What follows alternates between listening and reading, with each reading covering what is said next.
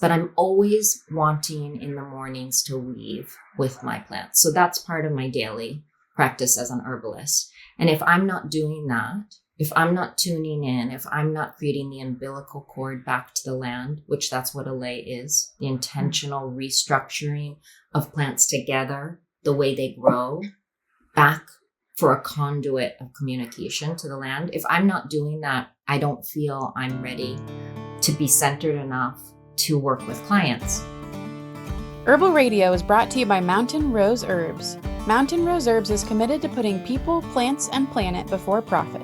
They work hand in hand with farm partners to provide the highest quality organic herbs, spices, extracts, teas, essential oils, and DIY ingredients. Mountain Rose Herbs is proud to be independently owned and operated here in Eugene, Oregon.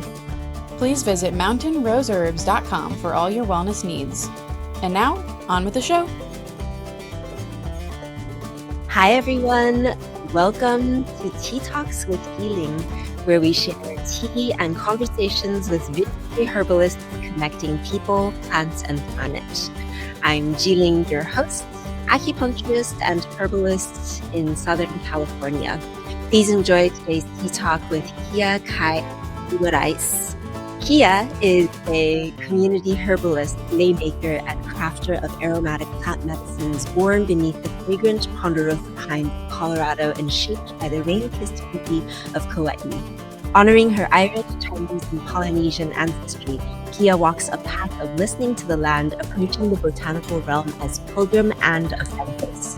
For the past 10 years, her herbal focus has been women's health and hormonal transitions, from menarche to menopause, using plant-based remedies, seasonal wellness coaching, and lei-making as a living healing art. Yeah, so grateful to have you here with us today. So just for the listeners, we're recording this right now in early November, and then we'll be sharing this with y'all in early January. So where are you joining us from today, and what plants are you growing, gathering, or processed right now? Perhaps in November and then also in January. Aloha, my kako. Aloha to everyone. This is such a pleasure, Jiling. Thank you. I feel very privileged to be spending this time with you and with all of your plant lovers and listeners out there. So thank you so much for the invitation. I am Zooming in or recording in today actually from Massachusetts. So I'm currently on the mainland with my family, and I'm spending time here and exploring and practicing here. And so in January, I believe I'll still be here in Massachusetts. And it's a biome that I've actually worked in many times before. I've lived in Massachusetts in my life, and I actually did my Western certification as a community herbalist on the island of Martha's Vineyard with Holly Bella Bueno. And so even though it seems very foreign to me in some ways, because my homeland is, in terms of plants, is Kauaʻi, I am coming back in a way to this biome and really loving it. And so you asked, what am I working with right now? And I made a lei po'o this morning because I've been processing ginkgo leaves from some ginkgo trees I have on this property. And I really wanted to make a lei to represent autumn and its bounty and the ancient wisdom of the incredible ginkgo, whose DNA and genome hasn't changed for, I think, about 300 million years. So I'm calling in the ancestral voices of grandmother ginkgo to be here with us today. You can probably also see those beautiful sage leaves, and this is a culinary sage. And I have a very robust herbal garden here. It will be even planted up more, but I am right now processing a lot of those herbs from the summer. So that's melissa and sage and thyme and all the aromatics. And then the other plant I'm really apprenticing with right now that I'm finding super generous and surprising is the white pine, Pinus strobus. So the land that we are currently on is a forest of white pine. And the needles are not like extremely highly aromatic, but once you start to work with them and process them and let them dehydrate a bit, then you can hydrosol them and distill them. And so I've been experimenting with ratios and pre-soaking them and doing a lot of fun mad scientist stuff. And it's just that wonderful process that all of you plant lovers and plant practitioners understand, which is you start building that relationship with a plant, you start apprenticing with it, you spend time listening and being quiet with it. And then you start to work with it and it will tell you how it wants to be used in medicine. That has been my practice with plants in many, many ways, both on the island and on the mainland. And so white pine is no different, and I'm having an amazing time with it. And I just wonder by January, I think that the chemical constituents in the needles will be way too cold to release their magic. And so just like the ginkgo, you don't harvest ginkgo until it's bright yellow. That's when you do it. For tea, for an herbal infusion. And I think the white pine has told me now is the time as well. So I did make a beautiful lei of white pine the other day that I wore. But today I decided to wear my ginkgo, sage, and astromeria for you. It's such a beautiful crown. Yeah. From here, it's hard to tell what's in the crown. So thank you so much for sharing what you've gotten there, and what a beautiful ritual practice of communing with the plants in this way.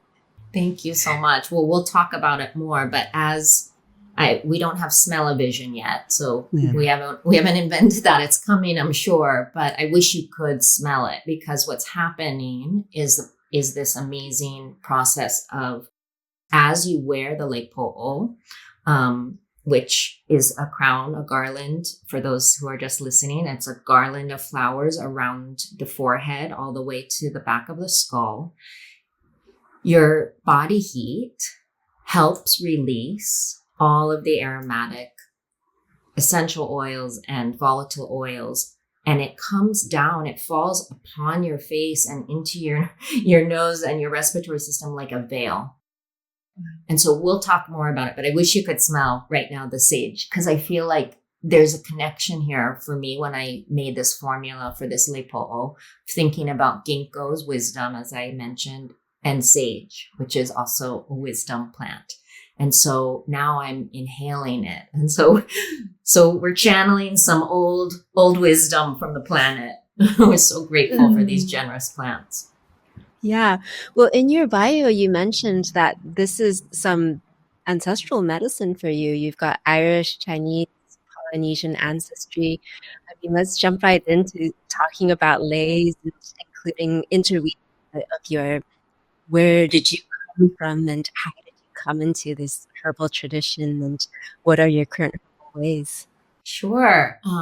So I think, like so many people who end up becoming akin to the herbal path as an herbalist, and all the myriad ways that can manifest in one's life, which is one of the things I really love about it. Every herbalist I meet, it's a different story. And how did they come to it? But I think that we all, somewhere deep in our childhood, in our past, were touched by a plant or touched by an experience that showed us the power and reminded of that in our deepest DNA. And so my father's family is from Polynesia, China, and in the islands, and my mother's family was from Ireland and Celtic. So I would spend time in Kauaʻi, and I had a Hanai family, which in Hawaii, that means a family that kind of takes you on as raising you more like in the style of a village. They're giving you cultural education in some cases. They're giving you ancestral knowledge in some cases, family, oral history, and you are ohana to them. And so I was very lucky to have early experiences on the island that related to the living with and the uses of plants, both in cultural traditions. So in hula, and we'll talk about that in a second. And then in medicine, Lāʻau Lapa'au. So Lāʻau Lapa'au is Hawaiian traditional plant medicine.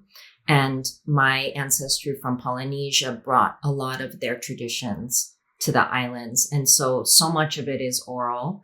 And I was very lucky to have a kumu when I was very young who introduced me to the practice of lei-making as a cultural practice in ancient style hula.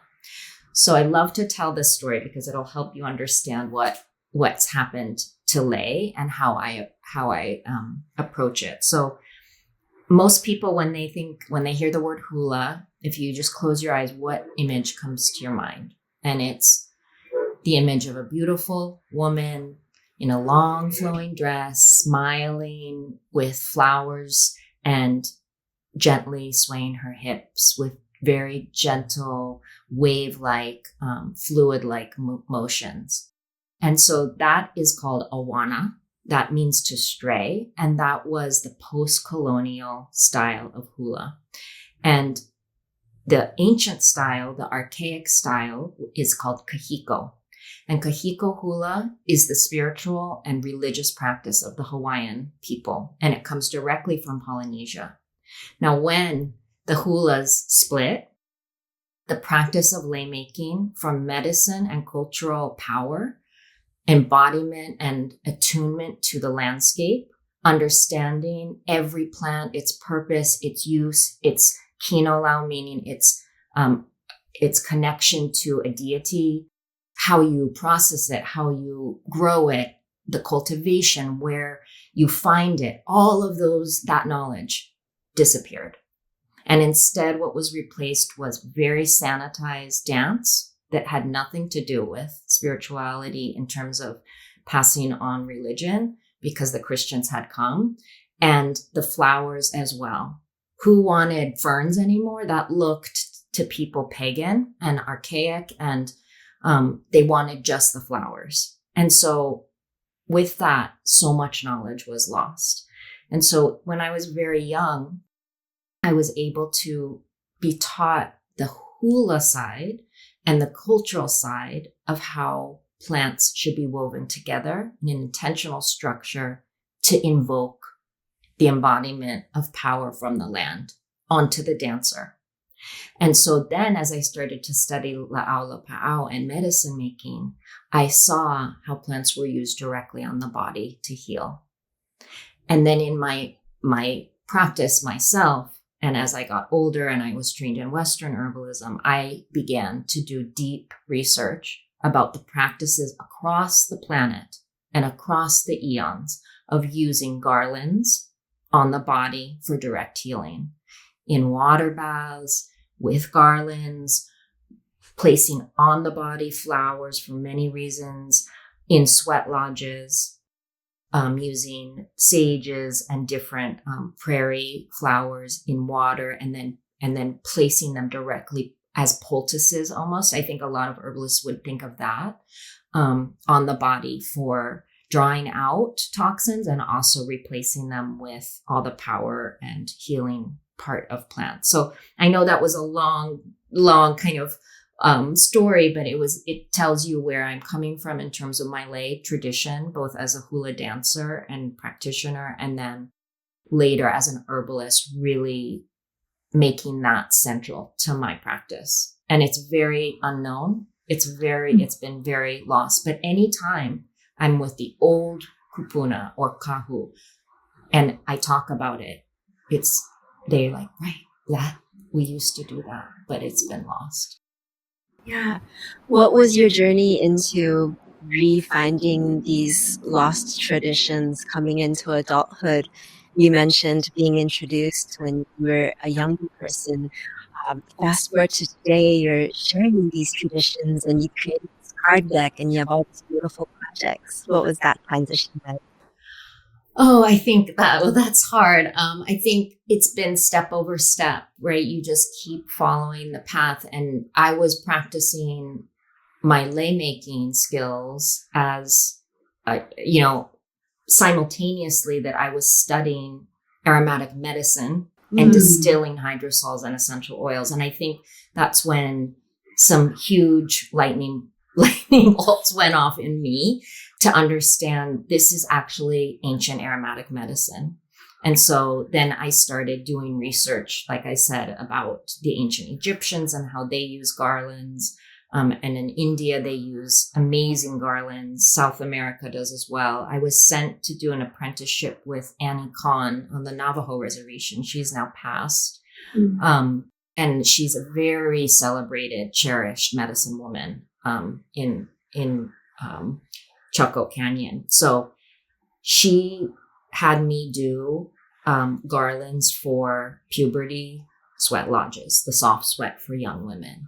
And so that was when I was a teenager too. So but I kind of had forgotten that because I had a different career path. I had gone to film school and I had been in publishing, and you'll see my next project that's kind of like bringing it all together finally. But, and I was told by my Hawaiian teachers when I was a child, this is tradition, you may not practice herbalism till you're 40 years old.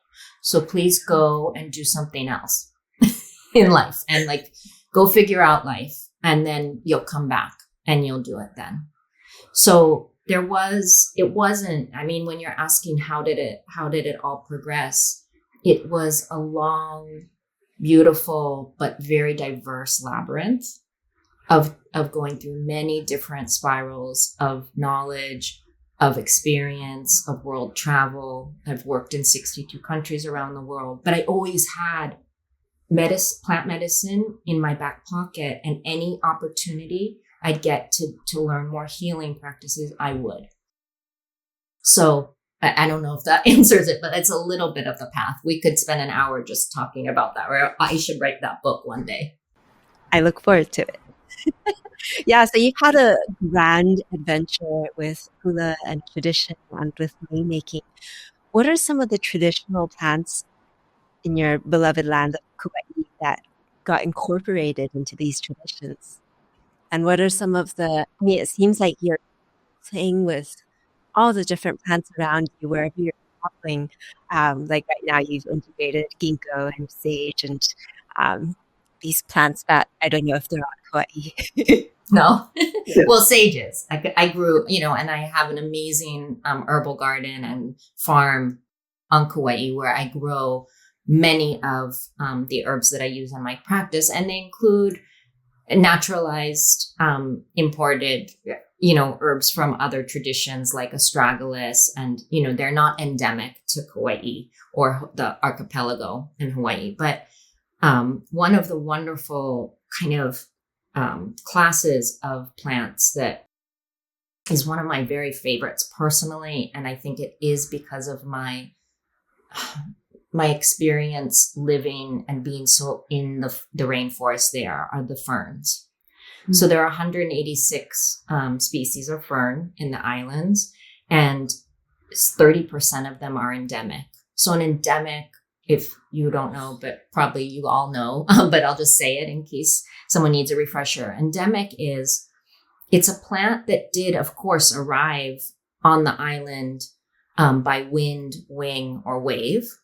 But then it did that so long ago, and it stayed there for so long, and we're talking millennia, that it developed its own unique qualities, and it's a completely unique plant to the island. So it's an endemic plant. So the ferns that are endemic are so special and they're sacred. And so I use those ferns in some of my medicine because they're aromatic and you have to go harvest them where they live. Some of them are very threatened, so you have to be careful, of course. One of the ferns that I adore that is naturalized, so it's not an endemic, and was brought at the beginning of the 20th century, is a beautiful fern called Lāʻau. And Lāʻau is Phytomesorus scolopendria, and it is highly aromatic, and its main constituent is coumarin, which is the same perfume that's in sweetgrass. And so it mimics one of our most cherished endemic but threatened plants called maile. And a maile vine is used in high ceremony in kahiko hula. And you make the lei by stripping the vine from the woody part and spinning it in a vili style, spinning it together. It's almost like you do it in the air. You spin it together and it becomes this incredible sculptural lei that you wear around your shoulders open. So not tight at the bottom. It's an open style lei. And that is, it smells, it would be like bathing in sweetgrass. That's what it smells like. And Loaʻe fern is the fern that smells like that. And I use it in my hydrosols. It's a foundational plant that I use in everything. And it's highly antibacterial, antifungal, and cooling.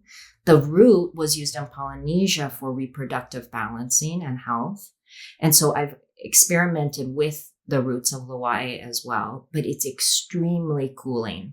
So I use it for amazing hydrosol, for rashes, abrasions, anything that's hot and itchy, sunburns, for all the visitors who come and get too much sun. It's magical and amazingly perfect for burns in the kitchen. Better than lavender oil. If you have Loaʻe, it will stop the burn from penetrating the dermis. It's incredible. How special that you get to work with all of these ferns and cultivate this long relationship. And it sounds like you have your personal practice, which is also a clinical practice of working with the plants and making hydrosols. Will you speak a little bit about what your herbal projects look like? My herbal projects? Yeah. Yeah. So, one thing I just love about being an herbalist, and maybe I think a lot of herbalists can attest to this, is no day is the same. You know, I mean, you can have structure, and every day for me, 95% of my days, so maybe 360 or 58 days a year, I make a lei every single morning. And so that is my practice. I do go out to the garden. I go on my walk with my animals. I have sweet animals, and we go together, and I'm looking at my plants, and then I'm also gathering. So it's a way to tune into your gardens. And this morning I did it here in Massachusetts, and it was 42 degrees, right? But you are tuning into the land. You walk through the land, and you're looking at what you're growing as an herbalist is what I'm doing, right? Because I'm looking at what are the times of harvest for my hydrosols, and what do I need to be doing in terms of being a farmer? But then I'm also gathering for my formula for my own lei that day. And it doesn't have to be a big leipo'o like I'm wearing right now, which is a crown garland.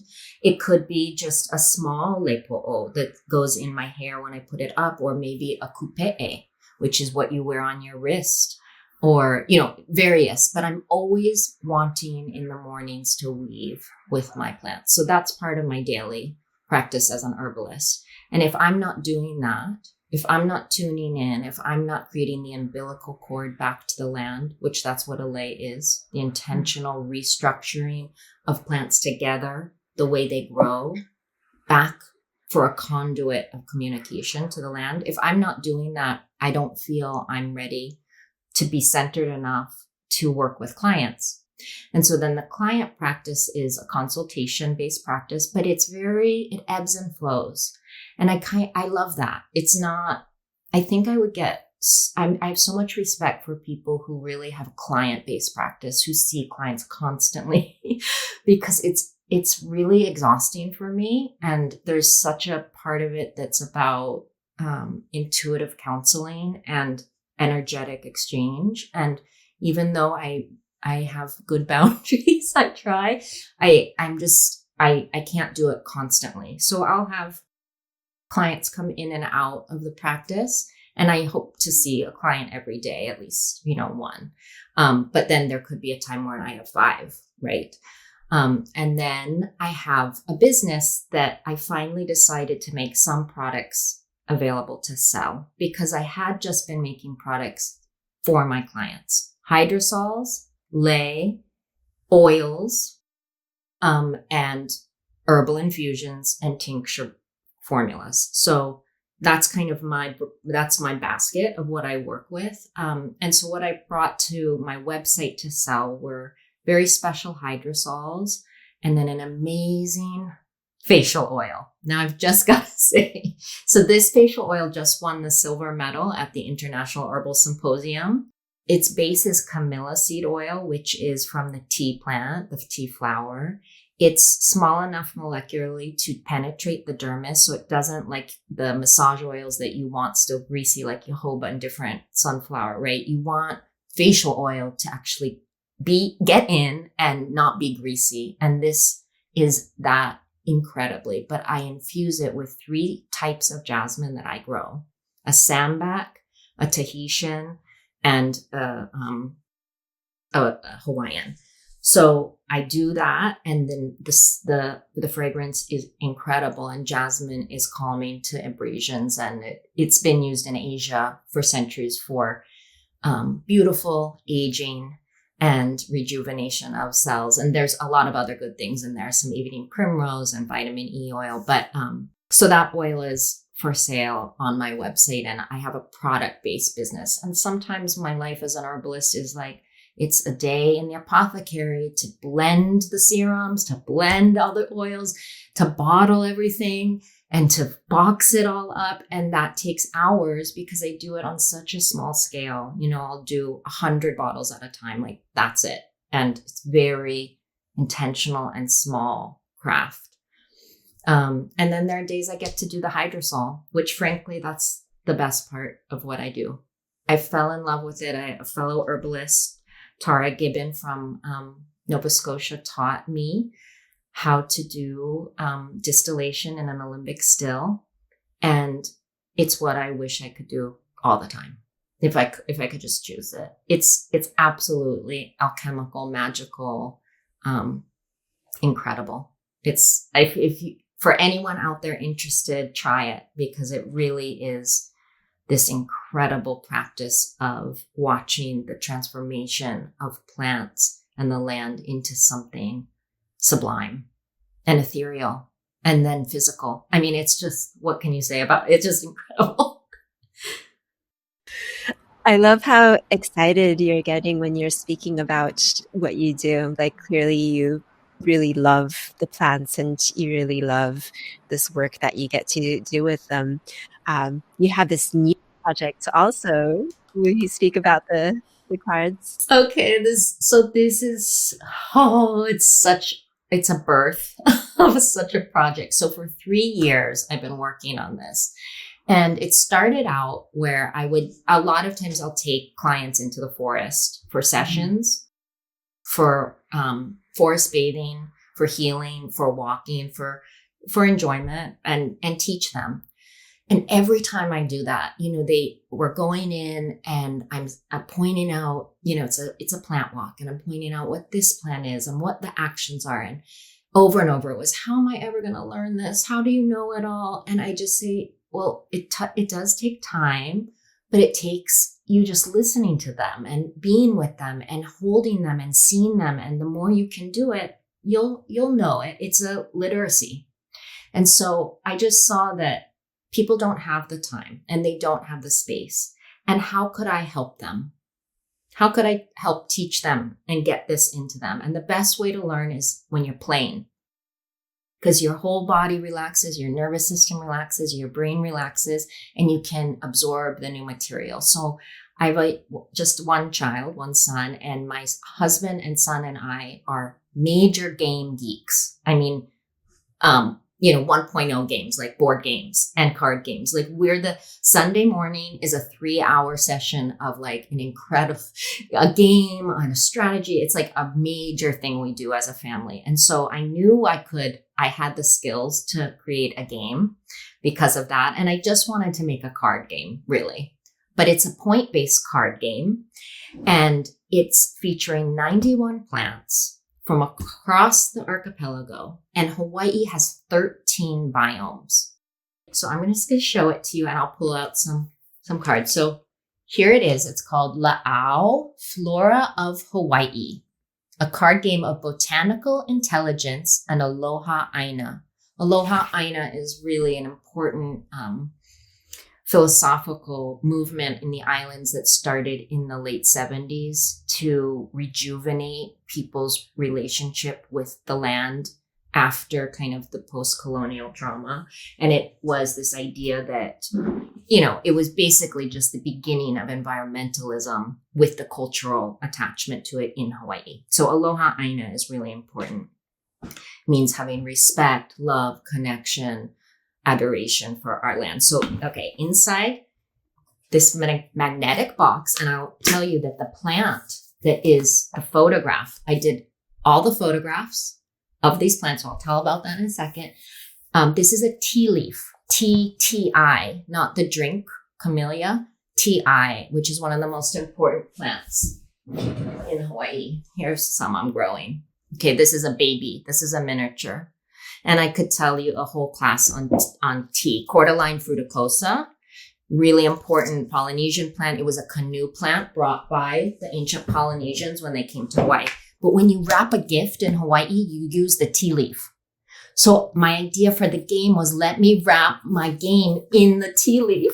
I love it. Okay, so then you open it up. And inside you have a gameplay book and rule book, and you can play several games with this deck of cards. So as I said, there's a deck of 91 cards plus 4 jokers. They're the ki'i. They're the minor gods, Lono, Ku, and you'll see them in there. But you can play a rummy style game. So it's based on points and sets and runs, and you're building sets and runs with the plants. Or you can play a memory style game called ho'omana'o. That means memory in Hawaiian. Or a go fish style game that's called holo holo, means like go hiking for younger kids. And it also comes with the amazing little score pad and pencil for the rummy style game, and then a monograph. And this was really, a lot of the work I did. So each plant has a page, and each has a biography of its cultural uses, medicinal uses, some wisdom that plant teaches. And in the back of the monograph, there's an explanation of how to use this as a divination. So a tarot style, it's called Botanomancy, like reading tea leaves. It's a very old tradition. So each plant is highlighted in here. And then I have the 91 cards in here. They come wrapped. So, then you can go on my website and look at cards and understand how it all works. But it was born out of really wanting to increase land literacy for Kama'aina, locals, Malahini, newcomers, and visitors, to make it beautiful. Nothing, as I understand it, exists like this right now. There are many books on Hawaiian plants, but the books and the cards include invasives, endemics, indigenous plants, naturalized plants of the 13 biomes, from volcano to cloud forest, rainforest, hiking trails, roadside, garden, reef, all the way down to seaweed. So and each family has 7 plants. So like shoreline is the biome of shoreline, and then there'll be 7 plants in shoreline in the family. And so then you would create a set or a run based on that. Or if you were looking at some plants that were used for medicine, you could create a run on medicine plants. So it's so fun. It's taken 3 years. I did every part of it, all the photography, all the design, all the layout, all the production. And it just came last month. And I just put it on the website. So I'm super, super gratified. Wow. Congratulations on the new baby. Thank you for listening. Thank you so much. Will you speak a little bit about what Botanomancy looks like? Botanomancy? Yeah. Okay, so I think a lot of people, and now I'm seeing a lot of like new tarot decks or using intuitive image-based cards to speak to our kind of subconscious And it's been a practice that's been used for so long with cards. But before that, Botanomancy was used in the ancient world in Europe and the Middle East with burning plants. So you could burn a bay leaf, and the way the smoke signaled to a reader, to an intuitive, they would tell you something about your current situation, your life, your future, your fortune. The reading of tea leaves is also botanomancy in the true definition of it, because it's using botanical materials in communion with our psychological translation of that. And so it's kind of this old tradition, ancient tradition in the old world, but then it became parlor games, and then tarot came later. So it's really it's an ancient thing. And so I use it in the game. I have a layout that you can do, and I explain what you need to do to first prepare yourself, and then how you'll ask the questions, and how you'll use the deck, and then how you'll create a layout. And then each card, when you look into the monograph, as I said, they all have their biography, but each one is kind of named like bamboo. Okay, bamboo is, and this is like cultural knowledge that I used, and also my own intuitive knowledge and my medicine knowledge. So bamboo is called the steadfast. And there's a whole thing about bamboo, and I won't read it here, but then at the end of every paragraph, there's what bamboo says. Bamboo says, our roots are forever connected. So there's a crystalline message from bamboo as a teaching. And so you use it in Botanomancy to answer questions or unlock your own answers, which are inside of you. But as we know, our amazing plants help us unlock those pathways to see our life more clearly often. So I wanted to use it in that way. And that's how I experience the plants all the time. There's the energetics, and then there's the biological actions. And as herbalists, I think we're pretty all much on that same page. So I wanted to include it in the game. You're a matchmaker between plants and people. Like, there's all these ways where you're connecting with plants, and that you're offering up different ways of connecting with the plants. And the cards are yet another way for folks to connect with the plants in a new way through games and botanomancy and reading through the book and different ways to learn.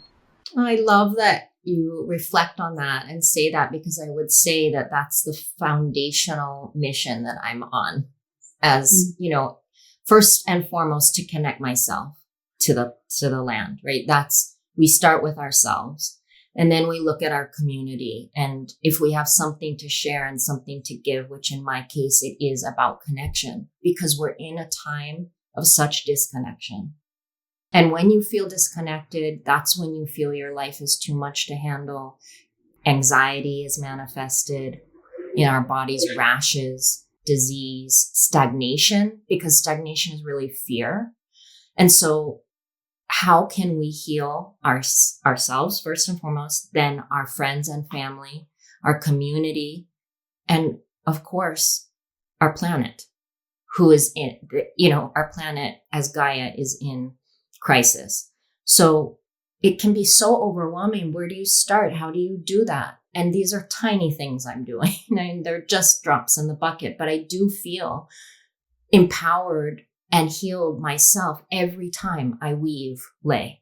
And so when I teach that practice, an embodied medicine practice that is beauty and healing at the same time, people, their nervous system is more well adjusted, and then they're able to take on their life with more power and beauty. And then hopefully we can change what's happening.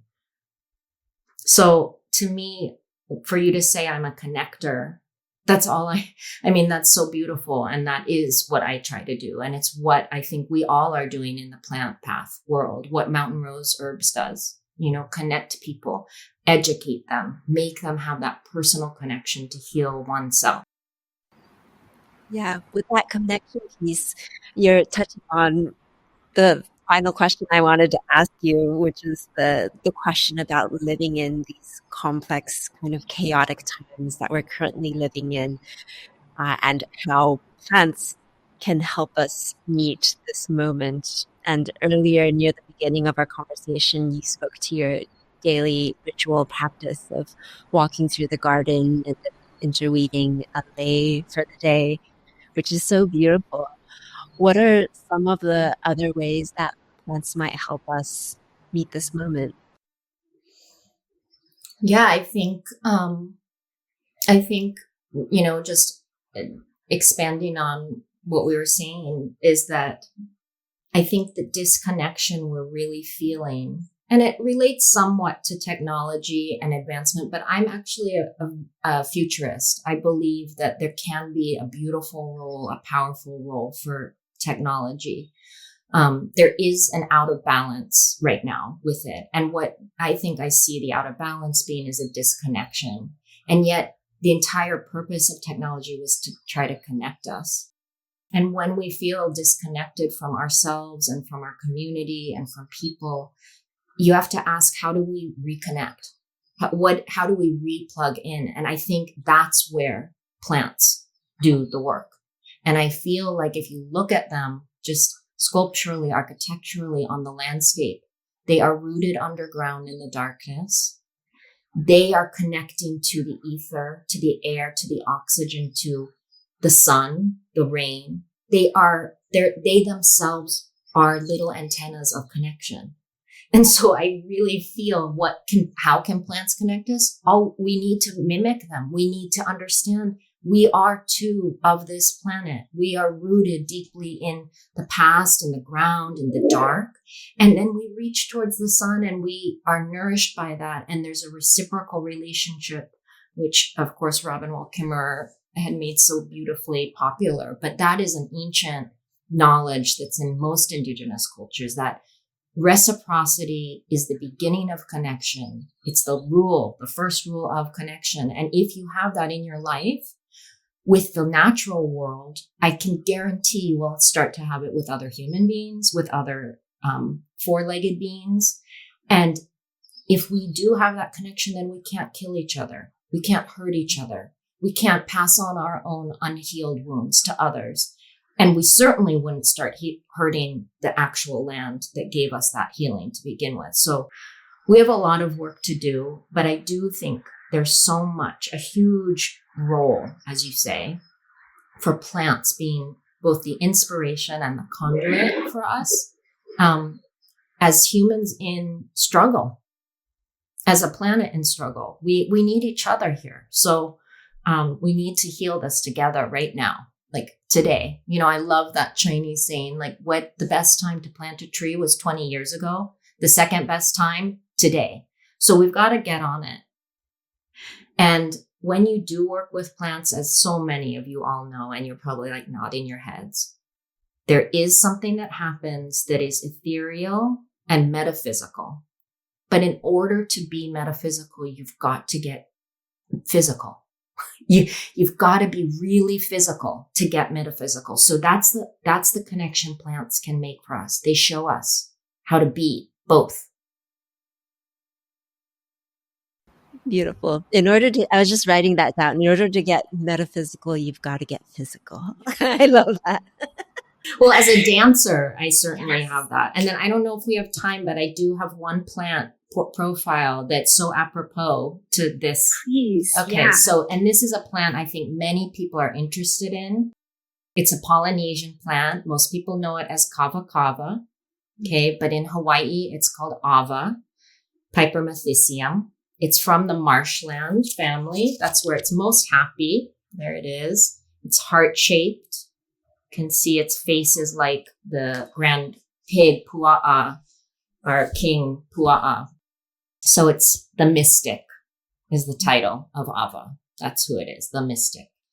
Sacred medicine affects both mind and body.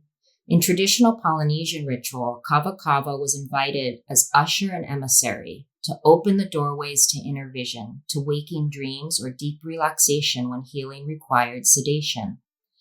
And theogenic plant medicine, like sacred ava, allows the human to enter a level of consciousness most often edited by day-to-day living.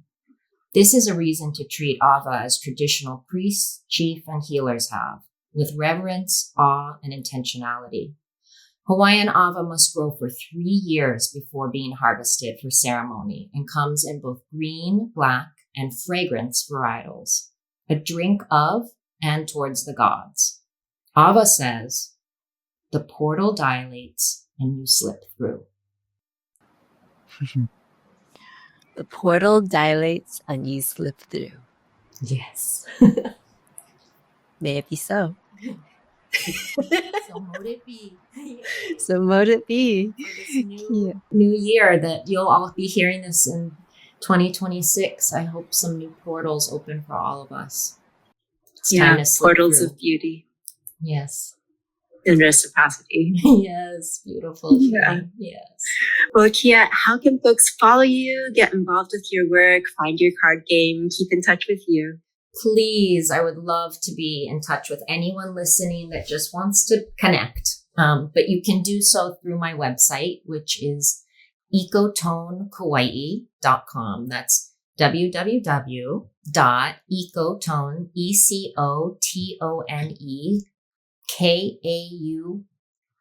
ECOTONEKAUAI.com. And you can get my email. You can directly contact me. I'm the only one managing it, so it's going to come straight to me. And you can look at the products. You can read about, there's amazing photographs from how I gather, how I go get my water at a sacred well on the island. So take time to just explore because it's a fun website. I just keep building it, just probably for myself. But you can definitely contact me through that and follow me on Instagram as well, Ecotone Kauaʻi. And Flower and Fern is another handle where I actually put a lot of my lei. So on Instagram, but I kind of went off for a while, and like most of us, it's an ebb and flow with the social media. So, but it's something to check out. Yeah. Beautiful. Well, I'll have all those links in the show notes for folks to look at. So make sure you go find Keya online. And thank you so much for sharing your beautiful plant magic with us today, Keya. And for the listeners, thank you for listening to Tea Talks with Jiling on Herbal Radio through Mountain Rose Herbs. Until next time, take good care of yourselves and spend more time with the plants. Thank you. Aloha. Aloha.